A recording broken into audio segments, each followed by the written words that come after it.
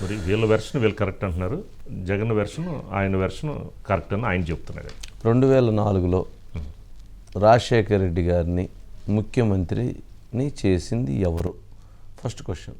Option A Congress party, option B Jaganmohan Reddy గారు, option 3 okay Bharatiya Janata party లేదా తెలుగుదేశం. ఎవరంటే ఎవరని చెప్తారు? కాంగ్రెస్ చేసింది. అంతే కదా? అంతే కదండి. కాంగ్రెస్ పార్టీ చేస్తే ఆయన సీఎం అయ్యారు. అంతే కదా? అంతే కదా.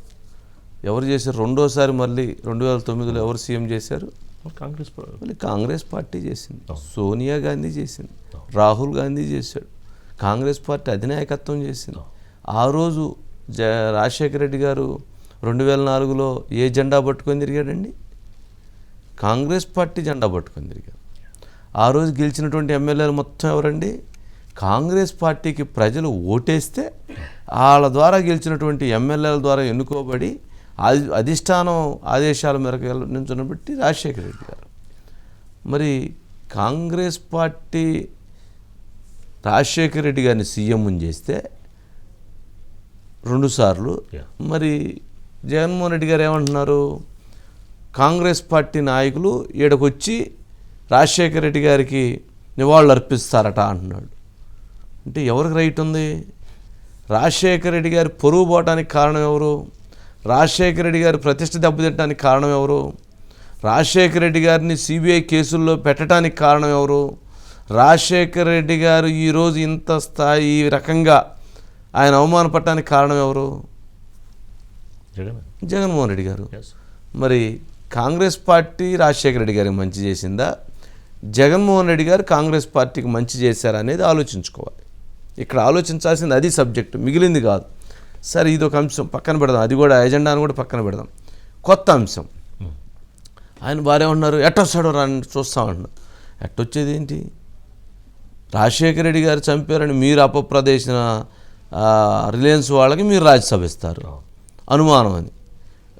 అక్కడ ఆ రోజు నీలో నింబస్ మేఘాలు ఉన్నాయి, వెళ్ళొద్దు అని చెప్పారు.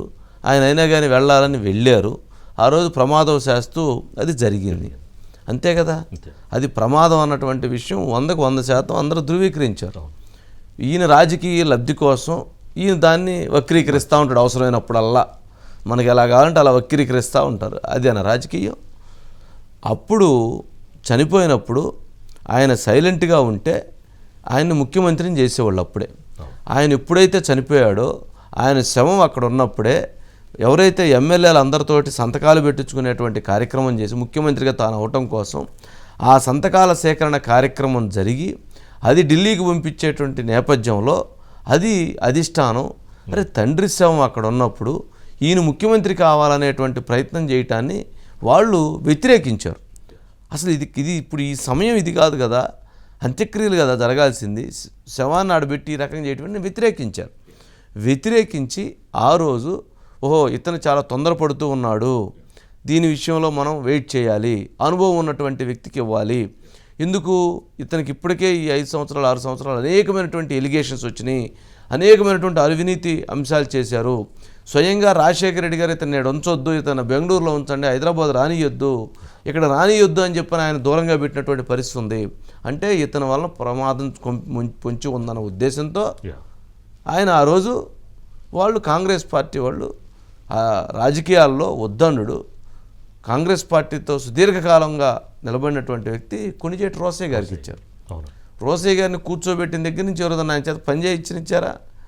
ఆయన బెదిరించారు, ఆయన ఒత్తిడి చేశారు, ఆయన తిట్టేవాళ్ళు అదే కాంగ్రెస్ పార్టీలో. అప్పుడు ఇక ఏదైతే ఆ ఇన్వెస్టిగేషన్ కేసెస్ ప్రక్రియ తీయాలని అప్పుడు తీసి మొదలు పెడితే ఇన్ని కేసులు వచ్చినాయి. మరి అది కదా జరిగింది. వాస్తవం మనకు కాదు, ప్రజలకు తెలుసు, నిజం ప్రజలకు తెలుసు. ఎవరండి చేసింది రాజకీయాల్లో? ఎవరండి? ఏమంటారు వాళ్ళు? ఎట్లా వాళ్ళకే రైట్ ఉంది, వాళ్ళకే రైట్ ఉంది. సరే ఇవన్నీ మనకంటే ప్రజలకు చాలా స్పష్టంగా తెలుసులేండి, సబ్జెక్ట్ అంతా తెలుసు. సరే ఇప్పుడు అజిత్ గారు ఉన్నారండి. సరే అజిత్ గారు ఏంటండి మొత్తానికి ఒక పక్క షర్మిల కాంగ్రెస్ పార్టీ నేను ఆ నాయకులు తీసుకొస్తానంటే జగన్మోహన్ రెడ్డి గారు అసలు వాళ్ళని ఎట్ట తీసుకొస్తావు, వాళ్ళు చేసిన అన్యాయం ఎవరు చేశారంటున్నారు. ఎవరు చేశారు? కాంగ్రెస్ పార్టీ ఈరోజు జగన్మోహన్ రెడ్డి గారు ఎలా ఉన్నారు అని అంటే 2004లో రాజశేఖర రెడ్డి గారిని ముఖ్యమంత్రిని చేయబట్టి ఈరోజు ఇన్ని వేల కోట్ల ఆస్తులు వచ్చినాయి. 2004లో రాజశేఖర రెడ్డి గారి ఇల్లు రోడ్ నెంబర్ 12లో బంజారాహిల్స్లో ఉన్నటువంటి ఇల్లు తాకట్టు పెట్టి 2 కోట్లకి ఆ రోజు ఎలక్షన్కి వచ్చినటువంటి పరిస్థితి. ఆ రోజు రాజశేఖర రెడ్డి గారు ఆ ఎన్నికల సమయంలో 1,00,000, 5,000, 50,000, 2 లక్షలు ఇలా తను కొంత సపోర్ట్ తీసుకొని, అలాగే కాంగ్రెస్ పార్టీ అధిష్టానం నుంచి కొంత సపోర్ట్ వస్తే ఇక్కడ ఉన్నటువంటి నాయకులందరూ సమిష్టిగా ఆ రోజు తెలుగుదేశం పార్టీని దెబ్బతీయాలి, లేకపోతే తెలుగుదేశం పార్టీని ఓడించాలనేటువంటి కసితో పనిచేస్తే ఆ రోజు రాజశేఖర రెడ్డి గారు అయ్యారు. మరి ఆ రోజు 2 కోట్లకి తాకట్టు పెట్టినటువంటి ఇల్లు 2004లో ఉంటే ఈరోజు జగన్మోహన్ రెడ్డి గారు ఇచ్చినటువంటి అఫిడవిట్లో ఈ భారతదేశంలో ఉన్నటువంటి అత్యంత సంపన్నుడైనటువంటి సీఎంగా ఎవరున్నారు? జగన్మోహన్ రెడ్డి గారు ఉన్నారు. ఈ భారతదేశంలో అందరు ఆస్తులు కలిపి, ముఖ్యమంత్రుల ఆస్తులు కలిపినా జగన్మోహన్ రెడ్డి గారు అన్నంత ఆస్తి లేదు. ఎవరిది ఉందండి? ఏమండి అజిత్ గారు, అంతేనా? లెక్క తప్ప?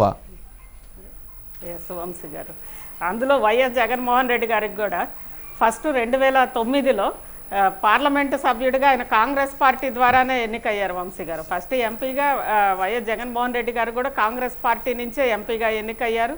సరే, ఆ తర్వాత కాదండి మొన్న సునీత చెప్పినట్లుంది, వైఎస్ వివేకానంద రెడ్డి గారు రాజీనామా లేఖ ఇవ్వడానికి వెళ్ళారట స్పీకర్ గారి దగ్గరికి. వెళ్ళి ఎందుకు ఇప్పుడు రాజీనామా చేయటం ఎందుకనంటే ఆయన ఖర్చు పెట్టుకున్నాడట ముఖానికి, అది తీసి అటు చూపించాడంట. అంటే ముఖం మీద కొట్టిన దెబ్బలకి ఆయన ముఖం అంతా వాసి ఉంటే అది చూపించాడట. తప్పదులేండి అని చెప్పని వచ్చారట. అప్పుడు సోనియా గాంధీ గారు కలగజేసుకొని ఫోన్ చేసి రాజశేఖర రెడ్డి గారిని కోప్పడితే అప్పుడు అది ఆగింది అనేది అప్పట్లో పెద్ద చర్చ. ఇవన్నీ నిజాల అబద్ధాలు అని అంటే ఆ రోజు ప్రత్యక్షంగా ఉన్నటువంటి కేవీపీ రామచంద్రరావు గారు ఏదన్నా నోరు విప్పి మాట్లాడాలని అనుకుంటే, లేకపోతే ఆ రోజుల్లో ఉన్నటువంటి ఆదిశేషగిరిరావు గారు, ఆయన అత్యంత సన్నిహితుడు, ఆయన నోరు విప్పి మాట్లాడాలి అనుకుంటే ఇలా ఒక 4-5 ఉన్నారు.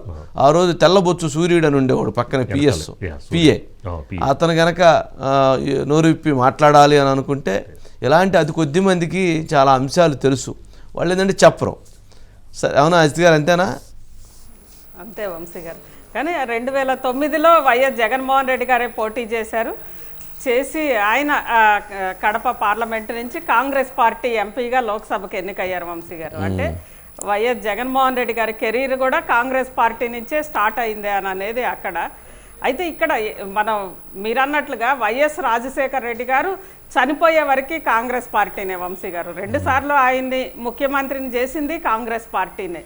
ఆయన రాహుల్ ప్రధాని కావాలనుకొని పరితపించారు వైఎస్ రాజశేఖర రెడ్డి గారు వంశీ గారు. ఇన్ని ఉన్న వైఎస్ రాజశేఖర రెడ్డి గారికి తమ కాంగ్రెస్ నేత, ఒక లెజెండరీ అనుకునే నేత, అలాంటి నేత అక్కడ అంటే ఆయన మొత్తం జ్ఞాపక అక్కడ ఉండే సమాధి దగ్గరికి వచ్చి నివాళులు రాహుల్ గాంధీ అర్పిస్తారు అని అంటే జనాన్ని విపరీతంగా అసలు వస్తారంట రాకూడదు అని చెప్పి ఒకటే అనడం వంశీ గారు. ఈరోజు వైఎస్ జగన్మోహన్ రెడ్డి గారు అంతకుముందే షర్మిల గారు చెప్పారు, కేసులు పెట్టింది కానీ అఫిడవిట్లో పేరు చేర్చింది కానీ కాంగ్రెస్ పార్టీ కాదు మీరే అని చెప్పి. అలా చెప్పిన తర్వాత కూడా మళ్ళీ అనడం అనేది అందులో తీసుకొస్తుంది ఎవరు? వైఎస్ రాజశేఖర రెడ్డి గారి కుమార్తె అధ్యక్షురాలిగా ఆ పార్టీలో ఉంది వంశీ గారు. ఆంధ్రప్రదేశ్ కాంగ్రెస్ కమిటీ అధ్యక్షురాలిగా వైఎస్ రాజశేఖర రెడ్డి గారి కుమార్తె ఉంది. ఆ కుమార్తె తీసుకొస్తోంది కాబట్టి అటు రాహుల్ గాంధీ గారు కూడా వస్తున్నారు.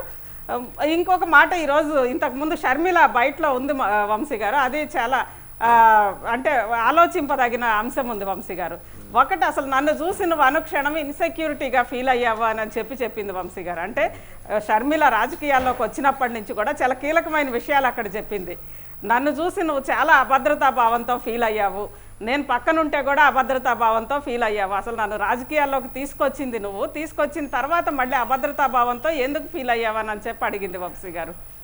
అంటే ఎంపీకి సంబంధించి మాట్లాడుతూ ఆ రోజు అందరు అడిగినా కానీ పక్కన ఉంటే నన్ను చూసి అసలు ఎందుకు అభద్రతా భావంతో ఫీల్ అయ్యావు అని చెప్పి, అంటే నీకు చాలా ఇన్సెక్యూరిటీ ఉంది అని చెప్పేసింది వంశీ గారు.